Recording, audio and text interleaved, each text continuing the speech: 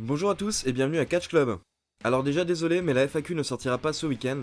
J'ai eu quelques problèmes de matériel et du coup je n'ai pas terminé de monter la vidéo. Donc je travaillerai dessus cette semaine et je la sortirai le week-end prochain. Ce sera assez long, autour d'une heure, et j'ai répondu à une quarantaine de questions sur tous les sujets, WWE, New Japan, Brock Lesnar, Roman Reigns, The Miz, etc. J'ai parlé un peu de tout donc j'espère que la vidéo vous plaira. Mais du coup aujourd'hui on se retrouve pour les news avec notamment une nouvelle assez choquante sur Randy Orton qui risque d'avoir des problèmes avec la WWE. Comme d'habitude, n'oubliez pas de liker la vidéo, de vous abonner à la chaîne et cliquer sur la petite cloche pour être informé de la sortie des prochaines vidéos. Allez, c'est parti pour les news. Il va y avoir une première historique lors de Raw demain soir.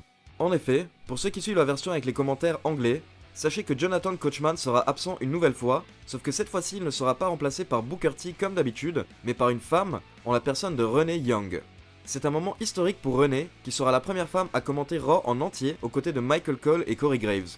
Renee Young a également écrit l'histoire lors des enregistrements du tournoi Mae Young Classic numéro 2, car elle a commenté le tournoi en compagnie de Beth Phoenix, ce qui marque la première fois qu'une équipe de commentateurs était 100% féminine au sein d'un show de la WWE.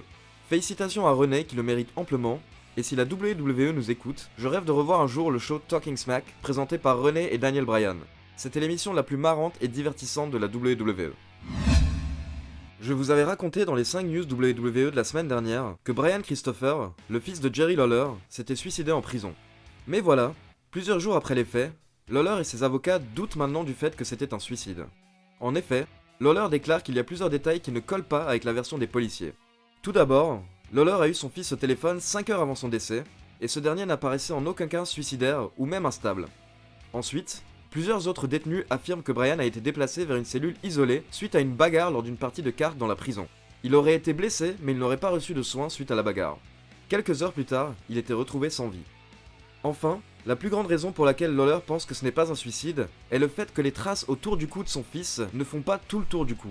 Les blessures ne ressemblent pas à celles de quelqu'un qui se serait pendu, mais plutôt à quelqu'un qui essayait d'éviter de se faire étrangler. Et pour couronner le tout, les 20 caméras de surveillance de la prison ne fonctionnaient évidemment pas. Donc il n'y aurait aucune image pour pouvoir confirmer la version des policiers. Lawler a juré qu'il ne lâcherait pas l'affaire et qu'il irait jusqu'au bout pour savoir tous les détails. Affaire à suivre.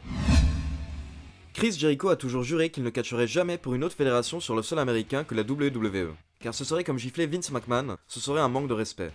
Mais selon les rumeurs, les choses sont en train de changer et on pourrait voir Chris Jericho prochainement à Impact Wrestling. Jericho prépare actuellement une croisière pour laquelle il souhaitait s'associer avec la WWE, mais la fédération a refusé. Par contre, la Ring of Honor ainsi que Impact Wrestling, autrefois appelé TNA, ont accepté de participer à la croisière qui accueillera plusieurs gros matchs de catch. Un fan a demandé sur Twitter à Jericho s'il serait possible de le voir aller à Impact, ce à quoi il a répondu que tout était possible. Il faut savoir que Impact Wrestling est maintenant basé au Canada, et que le patron de la fédération est un très bon ami de Chris Jericho. Ce serait Jericho en personne qui lui aurait conseillé de mettre Scott D'Amore et Don Callis à la tête de la fédération, ce qui a permis à Impact d'améliorer son contenu et son audience ces derniers temps. Maintenant que la fédération est basée au Canada et dirigée par plusieurs de ses amis, Jericho serait plus ouvert à l'idée de briser sa règle d'or et accepter de catcher pour une autre fédération en Amérique. L'arrivée de Jericho à Impact pourrait être un énorme coup de pouce pour la fédération. Une révolution a eu lieu dans le monde du catch cette semaine, et elle n'aurait pas vraiment plu à Vince McMahon. En effet, la Ring of Honor et la New Japan vont produire un show en commun lors du WrestleMania Weekend en avril 2019 au Madison Square Garden de New York, la salle la plus connue et réputée du monde. Seulement voilà, la WWE avait un accord d'exclusivité avec la salle pour être la seule fédération de catch qui peut s'y produire. Du coup, elle a essayé de bloquer la date, mais au final, elle n'a pas réussi. Il faut savoir que ce sera le premier show de catch hors WWE au Madison Square Garden depuis 1963. En effet, aucune autre fédération n'avait pu se produire au Garden depuis plus de 50 ans, que ce soit la WCW, la ECW ou même la TNA. L'autre gros coup dur pour Vince McMahon, c'est que tous les billets ont été vendus en 24 heures, et le show sera donc à guichet fermé, alors que la WWE n'arrive plus à faire de show à guichet fermé au Garden depuis maintenant 3 ans. Cela montre donc une grande attente de la part des fans qui sont plus intéressés par le fait de voir un show Ring of Honor New Japan qu'un show WWE.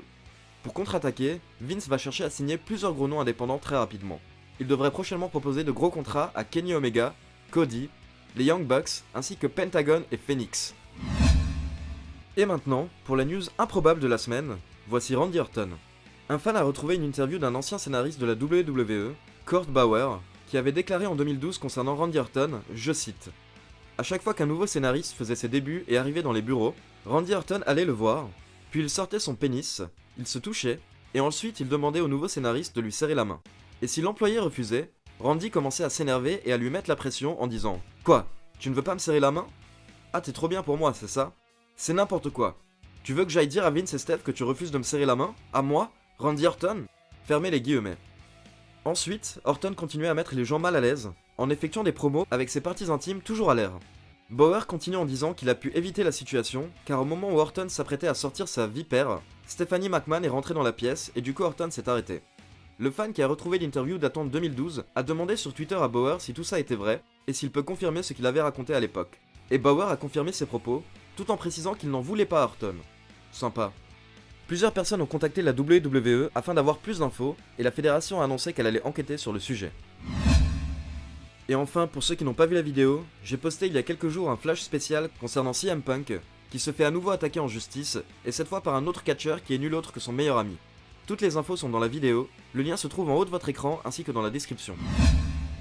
Voilà, c'est fini pour les news de la semaine. N'oubliez pas de liker la vidéo, abonnez-vous et cliquez sur la petite cloche pour être informé de la sortie des prochaines vidéos. Je vous sortirai mes pronostics pour SummerSlam 2018 milieu de semaine. Et sinon, vous pouvez me rejoindre sur Twitter pour suivre toute l'actualité du catch, @le catch club. Ciao tout le monde!